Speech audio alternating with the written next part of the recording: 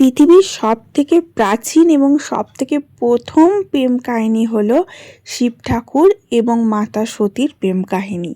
যে প্রেম কাহিনীর মধ্যে তোমরা পুরাতন যুগের বাংলা সিনেমার গল্পও দেখতে পাবে, আমাদের নতুন অ্যাডভান্স যুগের প্রেমের গল্পও দেখতে পাবে এবং কবির সিংয়ের মতো প্রেমের সাফার করার গল্পও কিন্তু দেখতে পাবে।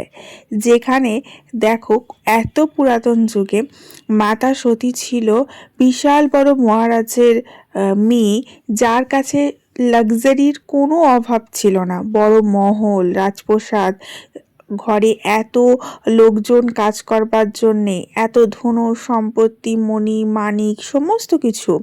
সেই সমস্ত কিছু ছেড়ে তার এমন একজনের সাথে প্রেম হলো, যে কিনা পাহাড় পর্বতে বসবাস করে, ভস্ম মেখে থাকে, যার কাছে মহল তো দূরে থাক, একটা কাজের লোকও কিন্তু ছিল না।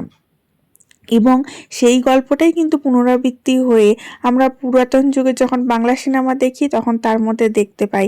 লাইক একটা রাজপ্রাসাদে থাকা বড় জমিদারের কন্যা, তার কার সাথে প্রেম হচ্ছে না, মাঠে ঘাটে খেটে খাওয়া একটা ছেলের সাথে, যার কাছে একটা সামান্য কুঁড়ে ঘর রয়েছে, যার কাছে কিছুই নেই।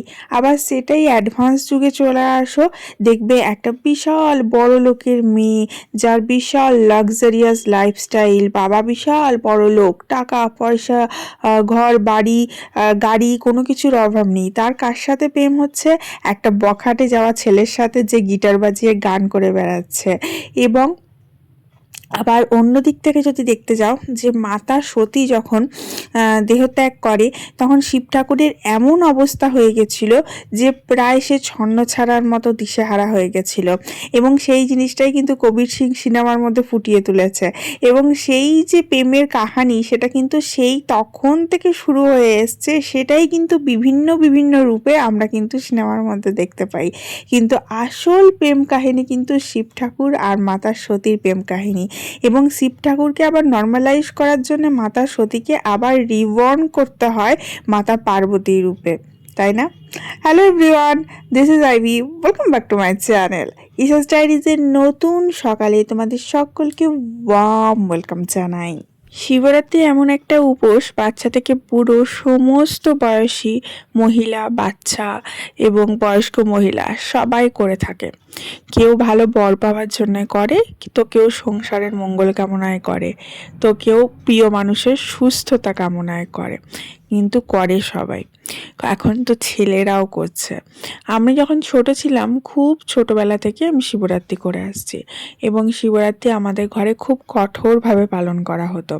রাতে 3 প্রহরে উঠে উঠে ঠাকুমা জল ঢালতো শিব ঠাকুরের মাথায়, ঠাকুমার সাথে সাথে আমিও ঢালতাম।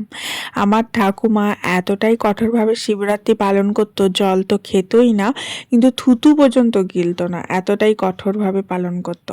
কিন্তু এখন তো অত কষ্ট করে করা সম্ভব নয়, কারণ এখন শরীরের গঠন অনেক চেঞ্জ হয়েছে এবং শরীরটাও নিতে পারে না। আমার শিবরাত্রি প্রথম ভাঙা হয়, সেটা হচ্ছে আমার যখন বাচ্চা পেটে আসে, তখন আর রাখতে পারিনি, বাবু যেহেতু পেটে ছিল। তারপর থেকেই সেরকমভাবে আর শিবরাত্রি উপোস করা হয়ে ওঠেনি, কারণ তারপরে আমার অনেক শরীরের গঠন চেঞ্জ হয় এবং অনেক প্রবলেম দেখা দেয় শরীরে। উপোস করে থাকলেই পেটে যন্ত্রণা হয়, এবং আমার লিভারটা যেহেতু বড় আছে, তাতে একটু প্রবলেম হয়। তো এই সমস্ত কারণে আমি নিরামিষ খেতাম, বা কখনো ডালিয়া খেতাম, মানে ভাতটা খেতাম না, ডালিয়া খেতাম। তো উপোস একদম গোটাটা থাকতাম না। কিন্তু এবছর যেহেতু কালকে মেয়ের এক্সাম রয়েছে, তাই কালকে আমার পক্ষে শিবরাত্রি করা সম্ভব নয়, কারণ সকালে ভোরবেলা থেকে উঠে যে উপোস করব, তারপরে মেয়েকে আবার স্কুলের জন্য প্রিপারেশন করা, ও আসবে, ওর আবার নেক্সট পরীক্ষার জন্য প্রিপেয়ার করা, মানে অনেকটা চাপ হয়ে যাবে। তাই ভাবলাম সানডেটাই আমি শিবরাত্রিটা করি। কিন্তু আসলে দেখতে গেলে যেটাতে রাত পাওয়া যায় সেটাই কিন্তু আসল শিবরাত্রি। কিন্তু অনেকে কি করে, যে অতটা উপোস থাকতে পারে না বলে, যেহেতু মানডেটা সকাল পড়ছে শিবরাত্রি, তার জন্য মানডেতে সকাল থেকে উপোস থেকে ঠাকুরের মাথায় জল ঢেলে খেয়ে নিল। তো আমিও সেটাই করতাম। তো এবারে যেহেতু আমার খুবই অসুবিধা, এমন একটা রুটিনের মধ্যে রয়েছি, তার জন্য আমি এবারে রবিবার দিন মানে সানডেতে শিবরাত্রিটা করেছিলাম, মানে গতকাল করেছিলাম। তো সারাদিন উপোস ছিলাম, নিয়ে রাতে গিয়ে পুজো করে জল ঢেলে তারপরে খাবার খাই। তো বহু বছর পর এবছর আমি শিবরাত্রিটা আবার সেই আগের মতো করে পালন করলাম। তবে হ্যাঁ, ঠাকুমার মতো অত কঠোরভাবে পালন করিনি। আমি চা খেয়েছি, জল খেয়েছি, শরবত খেয়েছি। এই সমস্ত খেয়ে, শরবত বলতে নর্মাল শরবত নয়, ছাতুর শরবত খেয়েছি শুধু চিনি দিয়ে। আর বলে উপোসের সময় লবণযুক্ত কোনো কিছু খাওয়া উচিত নয়। আর সবথেকে মেন পয়েন্ট হচ্ছে এই শিবরাত্রির দিন যেহেতু সধবা মানুষ, তাই আলতা পরাটা মাস্ট। তার জন্য আমি সকাল সকাল চান করে আগে আলতা পরতে বসে গেছি। তবে হ্যাঁ, আজকের দিনেও যেহেতু উপোস আছি বলে যে আমার রান্নাবান্নার ছুটি, সেটা কিন্তু একদমই নয়। কারণ আমার মেয়ে যেহেতু ছোট, ওর জন্য আমাকে সমস্তটাই রান্না করতে হয়েছে। তবে হ্যাঁ, কিছু শর্টকাট অবলম্বন করেছি, যেমন ব্রেকফাস্টে আমি কিছু বানাইনি। ও যেহেতু কেলগস খেতে খুব খুব পছন্দ করে, কিন্তু খুব একটা আমি দিই না, খুব রেয়ার দিই।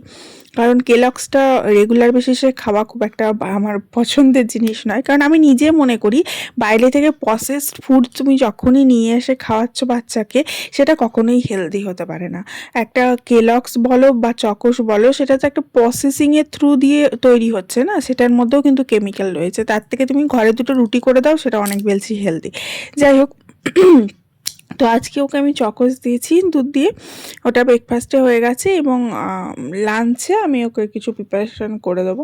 আমার মেয়ে খাবার নিয়ে খুব একটা জ্বালা নেই, ও শুধু বেগুন ভাজা, পাঁপড় ভাজা এরকম দিলেও ভাত খেয়ে নেয়। আর রাতের দিকে ঠিক করেছি একটু কচুরি করব। হাজব্যান্ড বলছে লুচি খাবো না, ও আবার রাতে লুচি খেতে চায় না। আর কোনো রকম পোড়া আজকে খাওয়া যাবে না, রুটি বা পরোটা উপোসের দিন খাওয়া যায় না। তার জন্য আজকে ঠিক করেছি কচুরি করব মটরশুঁটি দিয়ে গরম গরম, আর আলুর দম করব ঝাল ঝাল করে। একটু দেখবে উপোসের দিনে যখন উপোস ভাঙা হয় তখন একটু ঝাল ঝাল খেতে খুব ইচ্ছা করে। আমার হাজব্যান্ড বলছিল মটর পনির করো। আমি বললাম দেখো, মটর পনির ভালো লাগবে না খেতে, ইচ্ছা করবে না। তার থেকে ঝাল ঝাল আলুর দমটাই বেশি ভালো লাগবে, আলুর তরকারি আলুর দম এটাই বেশি ভালো লাগে। এই শিবরাত্রি উপোসটা না আমার শ্বশুরমশাইও খুব ভালোভাবে করে, মানে সারা দিন উপোস থাকে, রাত্রেবেলা গিয়ে পুজো করে। এবং রাত 12টার আগে আমার শ্বশুরমশাই কোনো রকম কিছু খায় না। এবং রাত 12টার পর যখন খায় তখন অন্য কিছু খায় না, শুধু একটু আলু সেদ্ধ, অল্প একটু গোলমরিচ গুঁড়ো, একটু লবণ গুঁড়ো দিয়ে আলু সেদ্ধ খায়, অন্য কিচ্ছু খায় না আমার শ্বশুরমশাই। এবং সারা দিন, সারা রাত উপোস থাকে। আর এত ভালো পুজো করে না আমার শ্বশুরমশাই, দারুণ সুন্দর পুজো করে। যাই হোক, এবছর আমার বরকেও আমি উপোস রাখতে বলেছি। আমি বললাম তুমিও উপোস রাখো, আমরা দুজনেই আজকে উপোস রাখবো। আমি না ভাবলাম দুজনে উপোস রাখলে একটু খাটনিটা কম হবে। ও মা, দেখি খাটনি আরও বেশি বেড়ে গেল। কারণ একে মেয়ের পরীক্ষা, তাকে পড়াতে হচ্ছে, ওদিকে মেয়ের খাবার প্রিপারেশন করো, এদিকে আমাদের উপোস, মানে সব মিলে গোজামিল আর কি। আর তবে হ্যাঁ, চাটা আমরা একটু বেশি খেয়েছি দুজনে। যাই হোক, তোমাদের সাথে কথা বলতে বলতে এদিকে আমার আলতা পড়াটা কমপ্লিট হয়ে গেল। কেমন লাগছে দেখতে? মোটামুটি যতটুকু পারা যায় ততটুকুর মধ্যে একটুখানি ডিজাইন করে আলতা পরলাম। তবে না, আলতা পরার পর আমি তেল লাগাতে ভুলে গেছি আজকে। তেল লাগাতে ভুলে যাওয়ার কারণে আলতাটা অনেকটাই ধুয়ে চলে গেছে জল দিয়ে। তোমরা যখনই আলতা পরবে তখনই পায়ে একটু করে তেল লাগিয়ে নেবে, যাই তেল থাকুক, সে সর্ষের তেল হোক, কোকোনাট অয়েল হোক, তাহলে আলতাটা অনেক টেকসই হয়। যাই হোক, এখন আমি চলে এসেছি আটা মাখতে। মেয়েটার লাঞ্চ কমপ্লিট হয়ে গেছে, ও এখন পেয়ারা খাচ্ছে বসে বসে। আর আমি ভাবলাম এই দুপুরবেলাতেই না রান্নার একটু প্রিপারেশনটা এগিয়ে নিই, তাহলে ডিনারটা তাড়াতাড়ি হয়ে যাবে। কারণ পুজো যখন হবে, পুজোতে অনেকটা সময় যাবে, আমি প্রিপারেশনটা করতে পারবো না। তো এদিকে আমি আটাটা মেখে নিচ্ছি, এটা দিয়ে কচুরি করব। মেয়ে বললো ও রাতে ভাত টাত খাবে না, ও কচুরি খাবে। তো ভালোই হলো, একসাথে মানে আমাদেরও যা খাবো ও তাই খাবে, দুটো একসাথেই হয়ে যাবে, ভালো হবে। আর সবথেকে বড় কথা, আমরা যেটা খেয়েছি সেটা হচ্ছে ছাতুর শরবত। এই লাঞ্চের সময় 1 গ্লাস করে ছাতুর শরবত খেলাম। এই দেখো, ছাতুটাকে পুরু পুরু করে চিনি দিয়ে গুলে 1 গ্লাস করে আমি, 1 গ্লাস আমার পর খেলাম। দেন আমি একটু মটরশুঁটির কচুরিটার যে মশলাটা, সেটা প্রিপারেশনটা করে নিলাম, এখনই করে রাখলাম, একদম রাত্রেবেলা গরম গরম ছেঁকে খাওয়া হবে। অ্যান্ড মটরশুঁটির এই যে পেস্টটা বানাচ্ছি, এই পেস্টটা ঠান্ডা না হলে তো হয় না, আর খুব শুকনো শুকনো করে করতে হয়। দেন একটু মেয়েটাকে পড়তে বসিয়েছিলাম, বেশ খানিকক্ষণ ওকে সমস্ত রিভাইজ করালাম, কারণ সন্ধ্যেবেলা আর পড়াতে পারবো না। দেন আমি চলে এসেছি এখানে রেডি হতে। আজকের দিন একটু শাড়ি পরবো না তাই কখনো হয় বলো? আর শিবরাত্রিতে আমার মনে হয় লাল সাদা শাড়ির থেকে বোধহয় আর বেটার কোনো কালারের শাড়ি হতেই পারে না। কারণ যে কোনো পুজো আচ্ছায় দেখি আমার মা সবসময় লাল শাড়িটাই প্রেফার করে, তার জন্য আমিও আজকে লাল রঙের একটা শাড়ি পরে নিয়েছি। কেমন লাগছে দেখতে? আমার তো ভীষণ ভালো লাগছে, অনেক দিন পর শাড়ি পরলাম, কারণ শাড়ি তো প্রায় পরা হয়েই ওঠে না। দেখেছো চুলটা আমার কিন্তু বড় হয়ে গেছে। তোমাদের অনেকজনের কমপ্লেন ছিল কেন চুল কেটেছো, কেন চুল কেটেছো? দেখো চুল কিন্তু ঠিক বড় হয়ে গেছে। চুল আর নখ হচ্ছে ন্যাচারাল জিনিস। ব্লাড, চুল, নখ এগুলো নিজেরাই রিগ্রো হতেই থাকে। যাই হোক, তো এখানে আমার শাড়িটারি পরে কমপ্লিট। এরপরে আমরা পুজোয় বসবো, মানে আমার হাজব্যান্ড পুজো করবে এবং তার সাথে সাথে আমিও পুজো করব, দুজন মিলে একসাথে পুজো করে নেবো। আর বামুন ঘরে বিয়ে করার এই একটাই সুবিধা, বুঝেছিস তো, আর কষ্ট করে বামুন খুঁজতে বাইরে কোনো মন্দিরে ঘুরে বেড়াতে হবে না, ঘরেই তোমার পুজো হয়ে যাবে। আর যেহেতু মেয়েটার এক্সাম, তার জন্য আমি একটু তাড়াতাড়ি করছিলাম, কারণ আমাদের ডিনার করে তাড়াতাড়ি শুতে হতো, কারণ আর্লি মর্নিং উঠতে হবে। আর যেহেতু সারাদিন উপোস আছি, একদম কিছু খাইনি, তার জন্য শরীরের এনার্জিটাও প্রায় ক্ষয় হতে শুরু করেছে। তার জন্য আমি আর বাইরে টাইরে গেলাম না, যদিও আমি বাইরেও যাই না, আমি ঘরেই দিয়ে দিই, কারণ ওরা খুব ভালো করে পুজো করে। আমার শ্বশুরমশাই ভীষণ ভালো পুজো করে আর আমার বড় ভীষণ ভালো পুজো করে। তুমি আজকের দিনে যে কোনো পুরোহিতের কাছে যাও, অত ভালো কেউ পুজো করবে না, ওই নম করেই ছেড়ে দেবে যে কোনো মন্দিরে। কিন্তু এই যে আমার বর কি ভালো করে পুজো করেছে কি বলবো, মানে মন শান্তি করে আমি বাবাকে মাথায় জল ঢেলেছি, বাবার সমস্ত মন্ত্র বলে বলে সুন্দর করে পুজো করেছি। যাই হোক, এখানে আমরা পুজো করছিলাম, পুজো করার পর আমরা ডিনার টিনার করলাম এবং এইভাবেই আমাদের শিবরাত্রিটা ভীষণ ভালো কাটলো। এবং আশা রাখবো ঠাকুর যাতে সবাইকে মঙ্গল করে, সবাইকে সুস্থ রাখে এবং সবাইকে হাসি খুশি রাখে। এবং এই যে যারা তোমরা জল ঢালতে পারোনি বা বাবাকে দেখতে পারোনি, বাবার কাছে যেতে পারোনি, তারা আমার পুজো দেখে নিও, কারণ বলে পুজো দেখাতে, প্রসাদ দেখাতেই নাকি পুণ্য অর্জন হয়। তো আমি বাবার কাছে প্রার্থনা করব যারা যারা আমার ভিডিও দেখছে সবাই যাতে সুস্থ থাকে, ভালো থাকে এবং অনেক হাসি খুশি থাকে। এবং এই যে দেখতে পাচ্ছ আমাদের পুজোটা বেশ অনেকক্ষণ চলেছিল, অনেকক্ষণ মানে রাত হয়ে গেছিলো। তবে হ্যাঁ, আমরা ওই সন্ধ্যের দিকেই বসেছিলাম, ওই ধরো 7:30 8টা নাগাদ বসেছিলাম। তারপরে গিয়ে 9:30 ওরকম সময় গিয়ে ডিনার টিনার প্রিপেয়ার করলাম, নিয়ে ডিনার করে তারপরে শুতে গেলাম। যাই হোক, এইভাবেই দিনটা কাটলো। তো চলো আজকে এখানেই বিদায় নিচ্ছি। তোমরা সবাই অনেক অনেক ভালো থেকো, সুস্থ থেকো, হ্যাপি থেকো, আর অবশ্যই অবশ্যই আমাকে মনে রেখো। আর আমিও প্রার্থনা করব ঈশ্বরের কাছে যাতে তোমরা সবাই অনেক ভালো থাকো এবং আশা রাখবো যে তোমাদেরও মনস্কামনা পূর্ণ হোক। তো চলো আজ আসি, দেখা হচ্ছে কালকে। ভালো থেকো সবাই।